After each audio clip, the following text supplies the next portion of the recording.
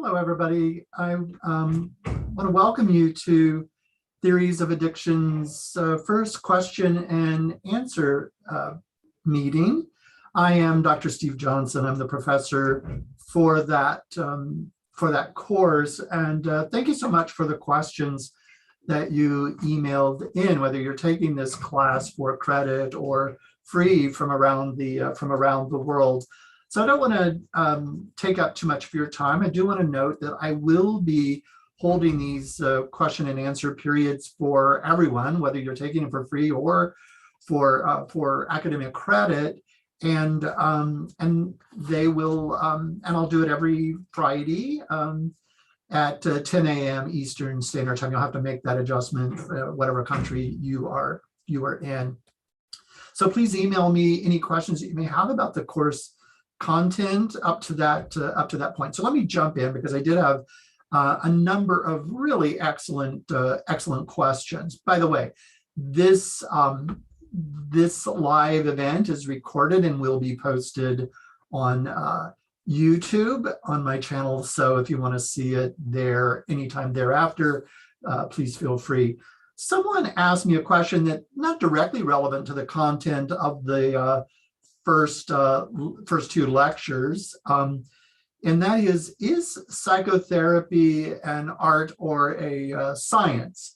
Again, it's not fully relevant, but I understand why they are asking the question. Well, let me be very clear. Psychotherapy is supposed to be a science. It's a part of psychology, and science and psychology is a social science. We do adhere to the scientific method, and in addictions, we're using the scientific method to understand addictive behavior, the causes and contributing factors, as well as the treatment of addiction and addictive behaviors.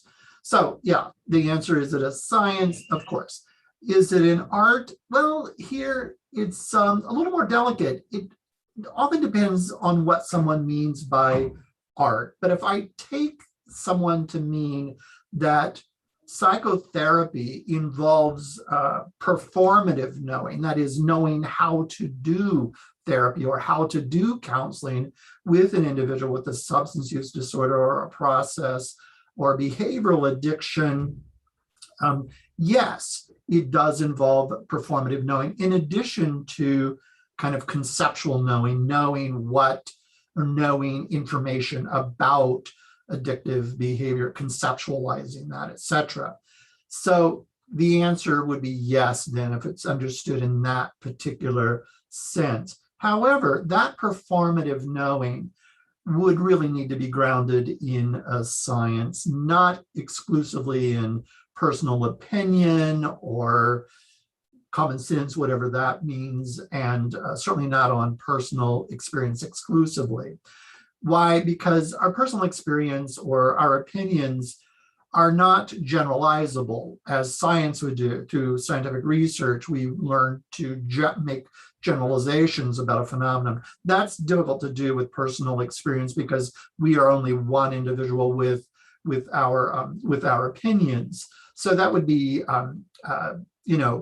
introducing potential bias. So for example, if we based the performative knowing based exclusively on opinion, we might be dealing with a biased sample or an incomplete sample, because I can't counsel that many people that I would constitute enough empirical evidence. So good question, I really appreciate it. The second question was rather interesting. If addictions counseling is grounded in science, why are there so many vague terms in addictions counseling, such as therapeutic alliance or codependency? This is an excellent question. And we do have within the field people that use terms in many different ways, and sometimes they're imprecise. Let's just take, for example, that excellent example of therapeutic alliance. Therapeutic alliance is like an umbrella term. It's really made up of many different kinds of behaviors between the psychotherapist or the addictions counselor and the client. What we really need to look at are each of those kinds of behaviors in the degree that that we are using or fulfilling those behaviors, right? So therapeutic alliance is a very vague, broad term. We really need to break it down into its component parts. And so same thing with codependency. Codependency can be a very vague term that's used very differently by a lot of people, and it's very common within the addictions counseling field. And we really need to be really precise about what we mean by codependency. By the way, codependency is not a term that would be used in the DSM-5, the Diagnostic and Statistical Manual for Mental Disorders that we in addictions counseling would be using. So the goal would be to be as precise as possible. Again, a great question.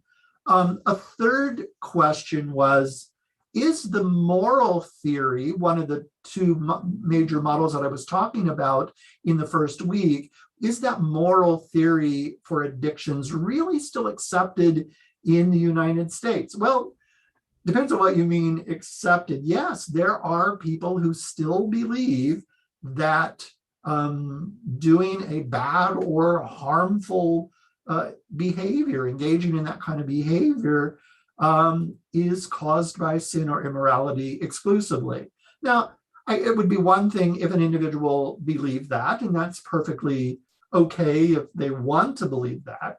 But if they replace a scientific analysis of addictive behavior with that, that would be inadequate. That would certainly not be consistent with science, because they're actually rejecting science at that point. But yeah, we do have some people in the United States. However, that number is the number of people who see addictive behavior as due to something other than immorality or sin is actually increasing in the United States, and it's certainly not prevalent within practitioners in addictions counseling. Again, excellent question. Another question that was posed is, isn't science really just one way to look at something? Isn't science just one way to look at addictive behavior? Excellent question. Yes, science is one way to look at addictive behavior. I happen to think it is a very important way to look at addictive behavior, but one can and professionals do look at it from multiple perspectives. For example, one could look at the historical rise and prevalence of addiction throughout history and how it was viewed. So a historical analysis would be perfectly legitimate and important. One may have a sociological approach toward it and look at addiction within groups and subgroups, whether it was seen as aberrant behavior or not. Wonderful analyses that are done sociologically or even anthropologically, looking at cultural determinants of addictive behavior and how different cultures respond to it. So really fascinating analysis. And there's no problem in looking at addictive behavior as a phenomenon from multiple perspectives.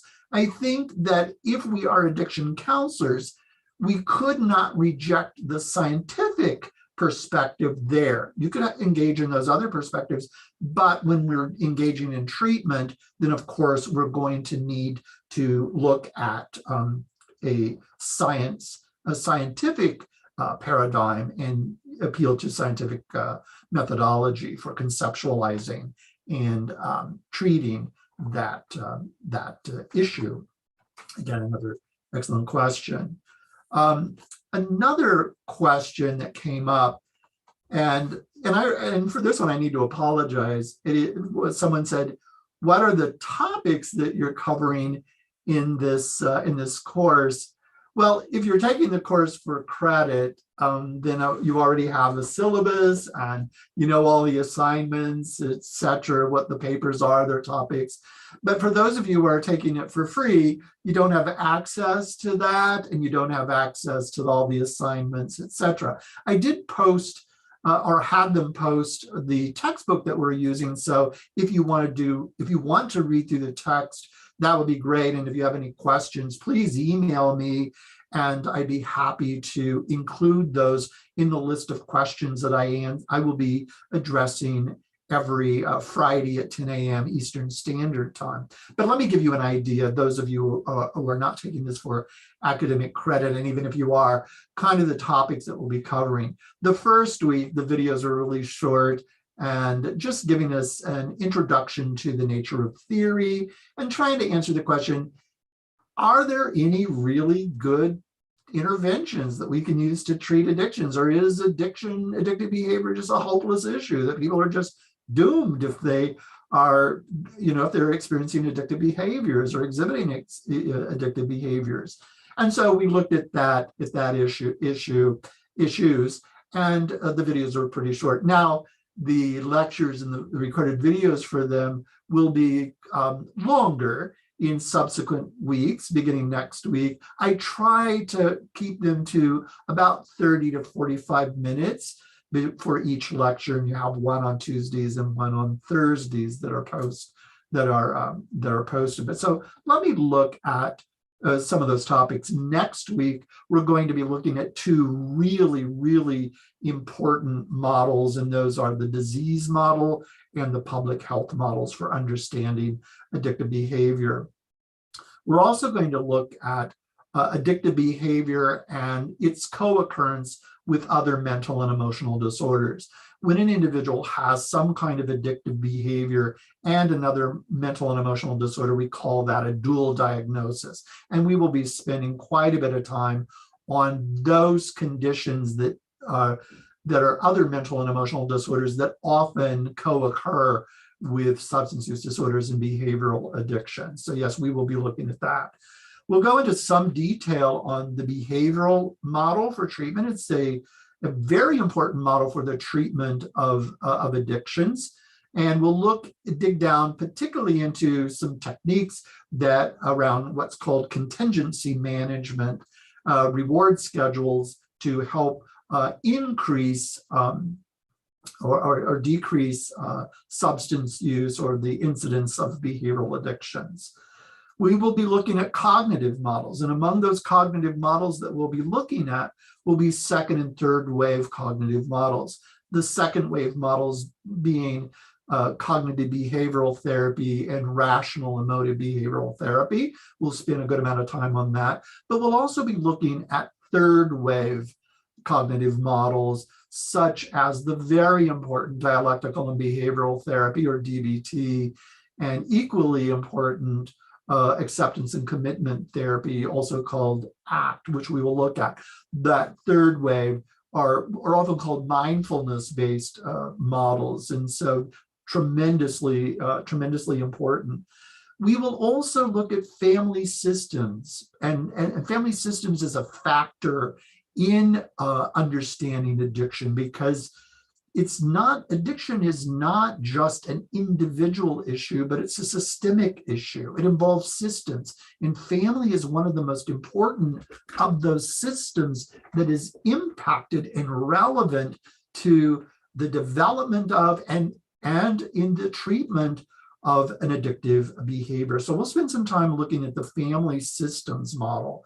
We're also going to look at cultural foundations, because different substances are used in different ways in different countries, and the attitudes towards the use of those substances can be either supported or rejected by a particular culture, and there are norms around the use of mind-altering substances on religious grounds and other grounds in different cultures.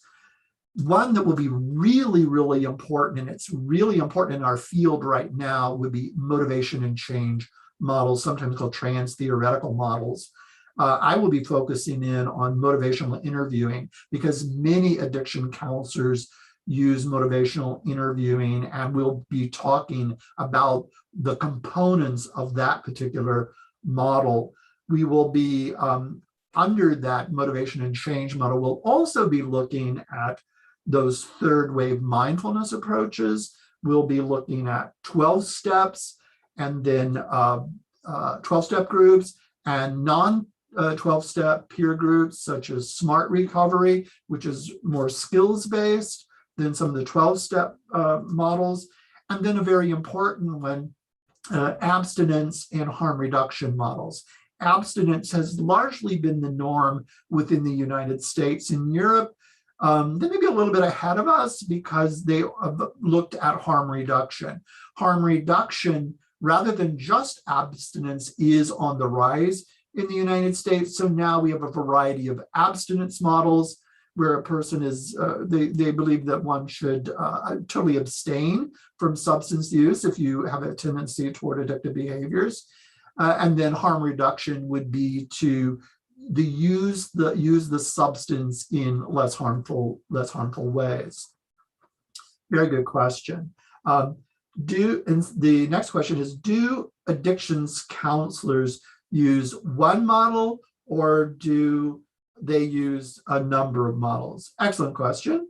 Some do use just one model, and most probably use a combination of models.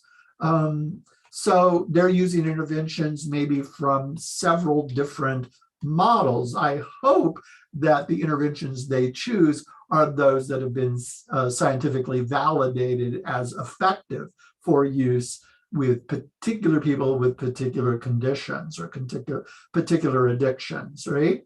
So that we know that there's research to show that they may be effective. For example, someone could be a behaviorist or use behavioral therapy, but also borrow some interventions from a cognitive behavioral model. Or someone may be primarily a cognitive behavioral therapist and use that in the treatment of addiction, but they also appeal to motivation and change models. They might integrate motivational interviewing into their cognitive behavioral approach. Or maybe they use 12 steps. A lot of addictions counselors will use 12 steps as well as their own different model. But right when a client comes in for treatment, typically that would be once a week.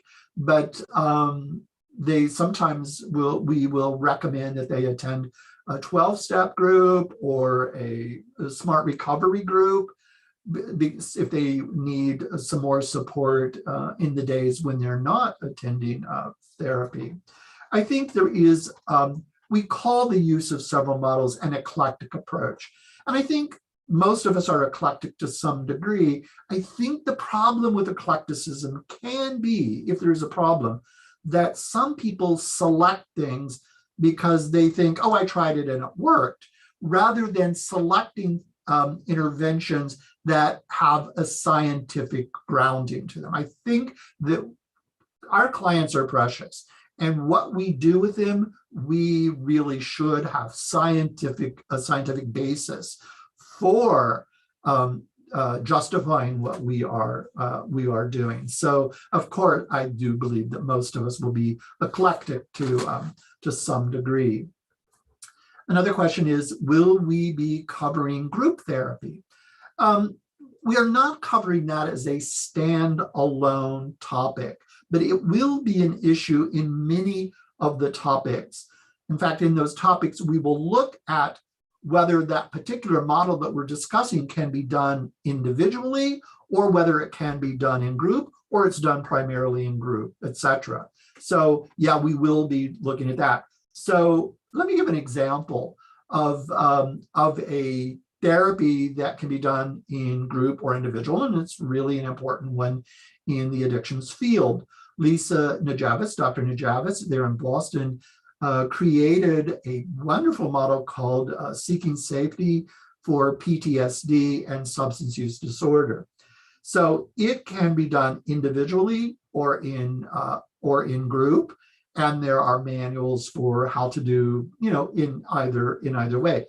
It's a wonderful model because it treats substance use disorders, but also trauma or PTSD or acute stress disorders. So it's one of the few therapies that will treat both of those. So and it is flexible. It can be done in group or individually. Good question. Another one is, must someone be licensed as an addictions counselor to actually treat addictive behavior? Well, licensure is a legal requirement and a legal designation. So who can treat what conditions can be determined by the laws of the areas in which you live. For example, in the United States, each state has different requirements for who can treat whom, right? For example, some states require an addiction counselor to have a license to practice addiction counseling. Some may offer licensure, but will allow or permit a certificate in addictions counseling. There are many mental health professionals who do treat addictive behaviors. Psychiatrists do. In fact, some psychiatrists specialize in addictive behavior.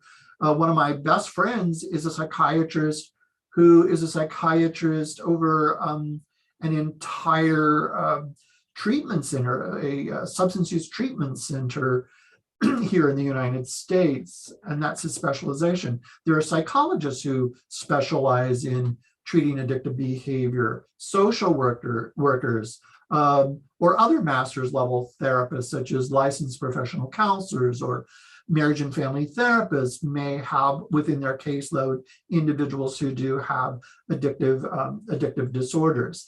Addiction counselors tend to be master's level therapists in the United States. And as I said, some states will license it, some certify it. And here at Columbia International University, where I teach, we have a master's level degree in addictions counseling. And so we would spend quite a bit of time focusing on diagnosing and understanding substance use disorders. So we would focus on that part of the DSM really, really closely. However, because, as I mentioned, many people with addictive disorders have co-occurring disorders, so we need to look at the entire DSM-5 and let our addictions counselors have familiarity with the diagnosis of those other conditions. But we will spend a lot of time focusing on addictive disorders because that's the specialization. So excellent question. There are actually, I think of it as so many licensed mental health professionals treat addiction or addiction behavior. And so I think that's wonderful. We have multiple safety nets as a result of that. So that's a really great development. Another question that came up was, will we be learning and practicing techniques to treat addiction in this course? Well, let me just say that this is an introductory. It is the introductory course in the master's level addiction course here at the university at which I teach. And so we're going to be focusing in this course on models and theories of addiction.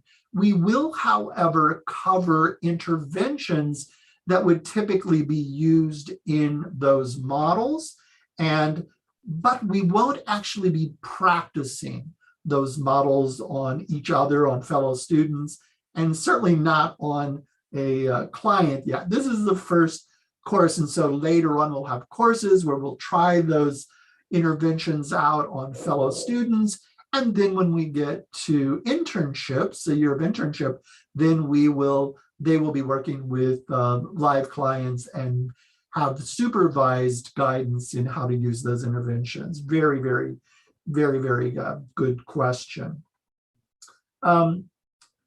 Another excellent question that came up was, isn't treating individuals who have an addictive or exhibiting addictive behaviors all about the quality of the relationship between the client and the counselor or the psychotherapist? The short answer is no. But let me qualify that. I'm going to put some big qualifications on that. The relationship between the client and the counselor or the therapist is crucial. It's of paramount importance. In fact, I see it as a precondition for doing any kind of therapy, whether it's addiction therapy or addiction counseling or any other kind of therapy. If you don't have a sound therapeutic alliance with all those components in place that make up a good therapeutic alliance, a good connection between the client and the therapist, therapy is not going to happen. Or if it does happen, it may be dismal. However, there is considerable research on the other factors that impact the outcome of therapy. And in fact, if you want to look at that, I would really advise you to go look at research into common factors. You will find in that research that it will talk about the vital importance of the relationship between therapist and client, but it will also look at other components that are contributing factors toward good outcomes. So yes, it is important. It is the only factor, and it's all about the relationship. No, it's rather interesting. Not too long ago, I think it was on YouTube, I saw what was allegedly the final recorded lecture of Heinz Kohut. Heinz Kohut was there at the University of Chicago. He was the founder of object relations therapy, which is a form of psychodynamic therapy, very powerful, that was very advanced in the treatment of narcissistic personality disorder and borderline personality disorder. And so in his last recorded lecture, I believe he said that he did not see the therapeutic alliance or the relationship as causative, but it was a huge component to the outcome in therapy. So it is really tremendously important. And then the last question that I want to cover is, someone said, where can I get some more information about treatment models or effective evidence-based models for treating addictive behavior, whether it's substance use disorder or behavioral process addictions? Well, there are some great websites that I could direct you to. The website of SAMHSA, which is the Substance Abuse and Mental Health Services Administration. SAMHSA, I'll say that again, the Substance Abuse and Mental Health Services Administration. Excellent, excellent site. The website of Division 12 of the American Psychological Association has numerous lists different models for the treatment of very particular kinds of substance use disorder. So I think that would be a great place to look. That would be Division 12 of the American Psychological Association. Okay, that's a great reference. Another one is to look at the United States Veterans Administration. It's especially good for looking at trauma related to substance use disorder and those treatments for the trauma and substance use disorder that are helpful and those that are not helpful. Smart Recovery also has an excellent website that has all kinds of information on it on how to use Smart Recovery with those that have addictive disorders, but not only them, but also family members of an individual who has an addictive disorder. Smart Recovery has some excellent videos on on YouTube. So I would highly recommend that you subscribe to them, and because their videos are really great, and many of them overlap some of the topics that we will be covering in this course. I've created a YouTube channel and also a Facebook kind of professional page. Both have the same name, REBT Education and Training. And on that YouTube channel, you will find numerous free videos that you can take a look at on all kinds of topics like stress, treatment, addictions, trauma. I have interviews with experts in the field, for example, people who are specialists in anger, which we often see in trauma and substance use disorder, personality disorders that we'll cover when we cover co-occurring disorders with substance use disorder, anxiety, frustration intolerance, because frustration intolerance is in many ways, when we get to the cognitive behavioral model, seen as foundational to the development of a substance use disorder. So please take a look at that, and if you want, subscribe. And you do have to request to be a member for the Facebook page on REBT Education and Training. Though I will welcome graduate students and of course professionals in the field. And I think it would be a great opportunity for those of you who are graduate students or new in the field to interact with individuals who may have considerable experience. So I do want to let you know that those of you who are in the course, whether you're taking it for credit or you're taking it for free, I will be emailing you opportunities about upcoming free live programs that you can attend. Absolutely, absolutely free. In fact, there's one that's coming up really soon on nicotine addiction. And so if you're interested in that, you could certainly attend. But I'll have all kinds of other ones that we will do, just like this YouTube Live.